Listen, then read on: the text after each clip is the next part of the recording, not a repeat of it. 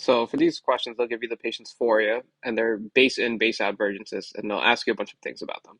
So before we start, I want to make it clear that base in Vergences have to do with negative fusional vergence and divergence, and base out has to do with positive fusional vergence and convergence.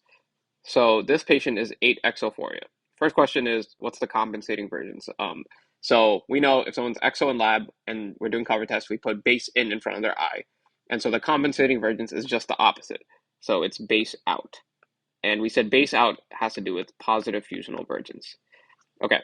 And so if I ask the positive fusional demand, uh, that's how much the eye wants to converge to go from being exo to ortho. And so the value is just equivalent to how much phoria the patient has. So this patient's positive fusional demand would just be 8 because they are 8 exophoria. Okay, so for the positive fusional reserve, we have to look at their compensating vergence, which is base out. Um, and so the fusional reserve is always the first number that appears. So for this one, it's 5. Okay, so when we're looking at fusional reserves, it's always the first number that appears in their vergences. So if their vergences happen to be two numbers, like there was a dash and then it was like 6 or something, uh, in this case, the fusional reserve would just be the 6. Okay, so it's whatever number appears first. The total compensating vergence is the positive fusional demand plus the positive fusional reserve. So 8 plus 5 is 13. Okay.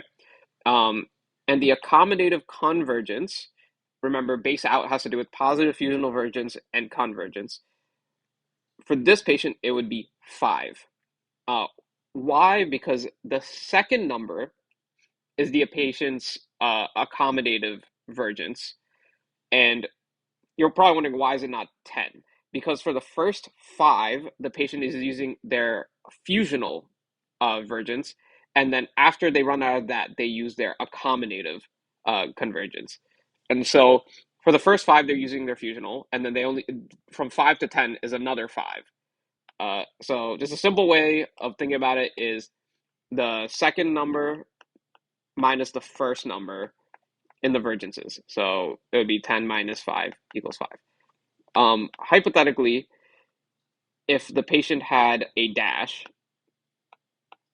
like this, and they asked for the accommodative convergence or divergence, you would say none, because there is none. This last number doesn't really matter for the problems we're doing, and this is the fusional reserve. There's no accommodative component to this. Okay, so now we have all of that. And so what if I ask what's the negative fusional demand?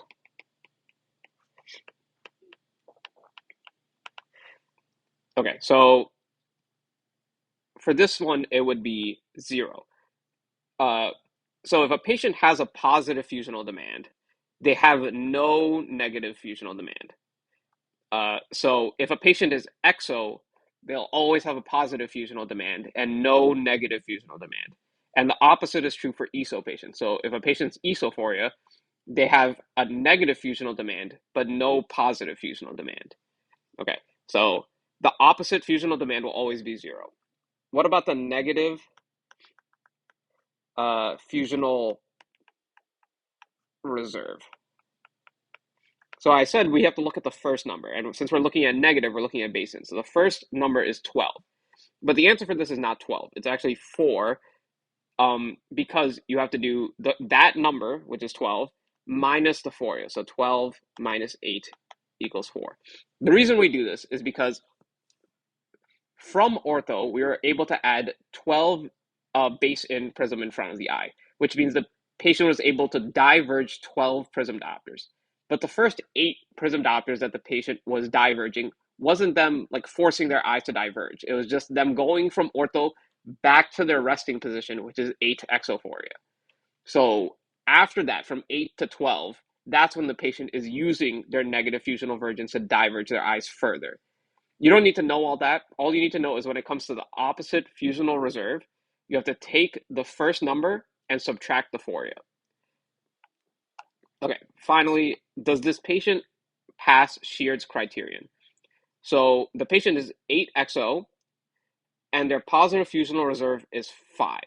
So to find out if they pass Sheard's criterion, you have to look at their foria and look at their compensating fusional reserve.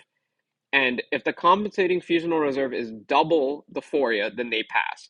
In this case, the patient's fusional reserve is 5, so they don't pass. If it was 16, they would have passed.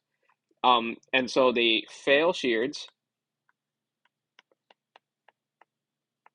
And so if they fail Sheard's criterion, we can do one of two formulas to figure out how much prism to prescribe them.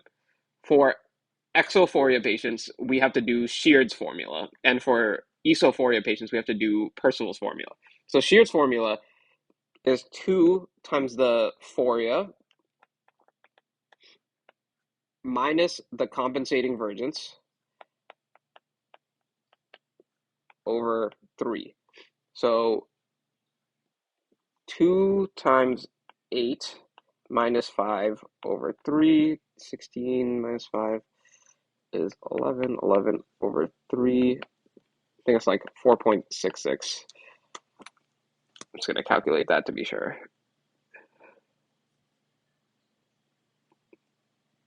Okay, I was wrong. Is 3.66.